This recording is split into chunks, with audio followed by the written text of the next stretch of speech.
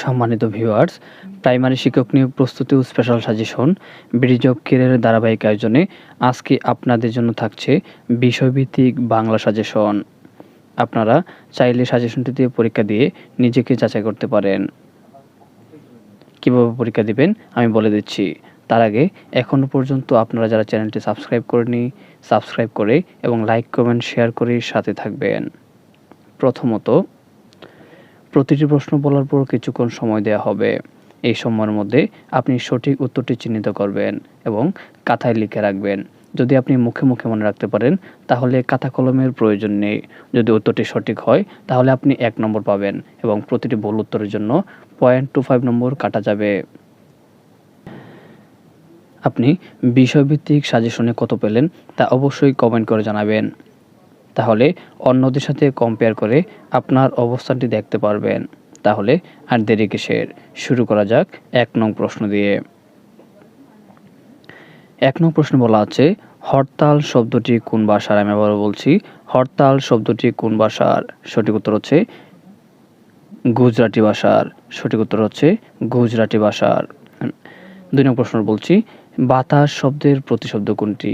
2 নং প্রশ্ন বলা আছে, বাতাস শব্দের প্রতিশব্দ কোনটি? একটু সময় দিচ্ছি, সঠিক উত্তরটি খাতা লিখে ফেলুন। সঠিক উত্তর হচ্ছে সমীরণ। সঠিক উত্তর হচ্ছে সমীরণ। 3 নং প্রশ্ন বলা আছে, ভাষা প্রকাশ বাংলা ব্যাকরণ গ্রন্থটির রচয়িতা কে? ভাষা প্রকাশ বাংলা ব্যাকরণ গ্রন্থটির রচয়িতা কে? সঠিক উত্তরটি হচ্ছে সুনীতি কুমার চট্টোপাধ্যায়। সঠিক উত্তরটি হচ্ছে সুনীতি কুমার চট্টোপাধ্যায়। 4 নং প্রশ্ন বলা আছে, মুক্তিযুদ্ধভিত্তিক উপন্যাস কোনটি? আমি আবার বলছি, মুক্তিযুদ্ধভিত্তিক উপন্যাস কোনটি? সঠিক উত্তরটি খাতা লিখে ফেলুন। সঠিক উত্তরটি হচ্ছে আগুনের পরশমণি। সঠিক উত্তরটি হচ্ছে আগুনের পরশমণি। 5 নং প্রশ্ন বলা আছে, সুলতানার স্বপ্ন কোন ধরনের গ্রন্থ? আমি আবার বলছি, সুলতানার স্বপ্ন কোন ধরনের গ্রন্থ? সঠিক উত্তরটি খাতা লিখে ফেলুন। এই সুলতানার স্বপ্ন হচ্ছে একটি উপন্যাস। সুলতানার স্বপ্ন হচ্ছে একটি উপন্যাস।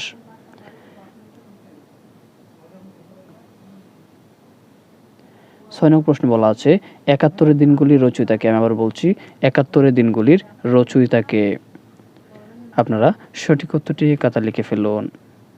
খুবই গুরুত্বপূর্ণ প্রশ্ন, অনেক পরীক্ষায় প্রশ্নটি এসেছে। আপনারা প্রতিটি প্রশ্ন গুরুত্ব সহকারে এবং মনোযোগ দিয়ে পড়বেন, তাহলে এখান থেকেই আশা করি আপনারা 70% উপরে অথবা 75% উপরে কমন পাবেন। সঠিক উত্তরটি হচ্ছে জাহানারা ইমাম। সঠিক উত্তরটি হচ্ছে জাহানারা ইমাম। 7 নং প্রশ্নে বলা আছে, নিকুঞ্জ শব্দটির অর্থ কি? আমি আবার বলছি, নিকুঞ্জ শব্দটির অর্থ কি? সঠিক উত্তরটি হচ্ছে বাগান। সঠিক উত্তরটি হচ্ছে বাগান। 8 নং প্রশ্ন বলা আছে, সূর্য দিগলবাড়ি উপন্যাসটি কার লেখা? আমি আবার বলছি, সূর্য দিগলবাড়ি উপন্যাসটি কার লেখা? আপনারা সঠিক উত্তরটি খাতা লিখে ফেলুন।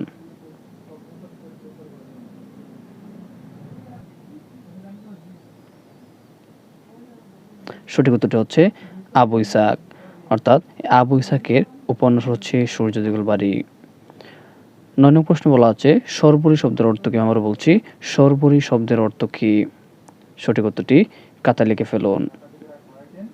সঠিক উত্তরটি হচ্ছে রাত, অর্থাৎ সর্বরী শব্দের অর্থ হচ্ছে রাত। 10 নং প্রশ্ন বলা আছে,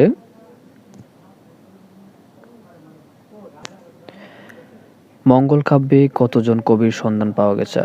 অর্থাৎ মঙ্গল কাব্যে কতজন কবির সন্ধান পাওয়া যায়?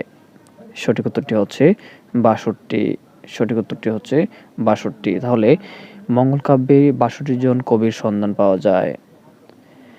11 নং প্রশ্ন বলা আছে, স্বাগত শব্দের সঠিক সন্ধি বিচ্ছেদ কোনটি? আমি আবার বলছি, স্বাগত শব্দের সঠিক সন্ধি বিচ্ছেদ কোনটি? আপনারা সঠিক উত্তরটি খাতা লিখে ফেলুন। সঠিক সন্ধি বিচ্ছেদটি হচ্ছে সুযোগ আগত। সঠিক সন্ধি বিচ্ছেদ হচ্ছে সুযোগ আগত, অর্থাৎ স্বাগত। 12 নং প্রশ্ন বলা আছে, নিকাত অর্থে 12 নং প্রশ্ন বলা আছে, নিকাত অর্থে কাছা শব্দের ব্যবহার কোনটি? আমি আবার বলছি, নিখাত অর্থে কাঁচা শব্দের ব্যবহার কোনটি? সঠিক উত্তরটি হচ্ছে কাঁচা সোনা। সঠিক উত্তরটি হচ্ছে কাঁচা সোনা। 13 নং প্রশ্নে বলা আছে, যা সাধারণের মধ্যে দেখা যায় না এমন বাক্যের সংকোচন কোনটি হবে? অর্থাৎ যা সাধারণের মধ্যে দেখা যায় না এমন বাক্য সংকোচন কোনটি হবে?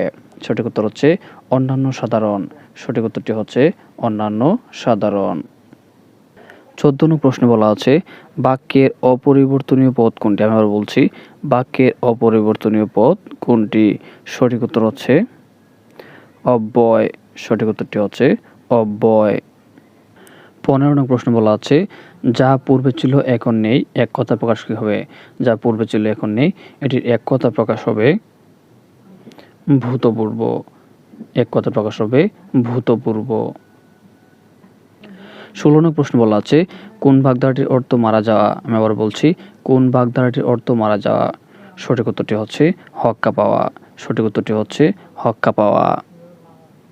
সম্মানিত ভিউয়ার্স, প্রতিটি প্রশ্নই খুবই গুরুত্বপূর্ণ। প্রতিটি প্রশ্ন বিভিন্ন বিগত সালের বিভিন্ন বিগত সালের প্রশ্নগুলো অ্যানালাইসিস করে এই প্রশ্নগুলো এখানে তুলে ধরা হয়েছে। আপনারা মনোযোগ সহকারে এগুলো শিখে ফেলবেন। এখান থেকে 70 এবং 75% প্রশ্ন কমন পাবেন। 17 নং প্রশ্ন বলা আছে, পরীক্ষা এর সঠিক সন্ধিবিচ্ছেদ কোনটি? আমি আবার বলছি, পরীক্ষা এর সঠিক সন্ধিবিচ্ছেদ কোনটি? সঠিক উত্তরটি খাতায় লিখে ফেলুন। সঠিক উত্তরটি হচ্ছে পরিযোগ দীর্ঘিকীয় আকারিকা। পরিযোগ দীর্ঘিকীয় আকারিকা পরীক্ষা।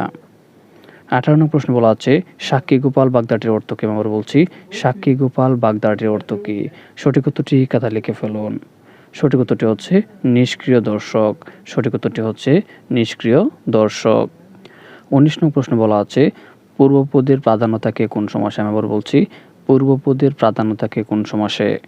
সঠিক উত্তরটি খাতায় লিখে ফেলুন। সঠিক উত্তরটি হচ্ছে অব্যয়ভাব সমাসে, অর্থাৎ অব্যয়ভাব সমাসে পূর্বপদের প্রাধান্য থাকে। আজকের সর্বশেষ প্রশ্ন 20 নং প্রশ্ন বলা আছে, দুইবার জন্মেছে। আমি আবার বলছি, দুইবার জন্মেছে এক কথা প্রকাশ কোনটি হবে? সঠিক উত্তরটি খাতায় লিখে ফেলুন। সঠিক উত্তরটি হচ্ছে দ্বিজ। সঠিক উত্তরটি হচ্ছে দ্বিজ। সম্মানিত ভিউয়ার্স, এতক্ষণ সাথে থাকার জন্য আপনাদেরকে অসংখ্য ধন্যবাদ।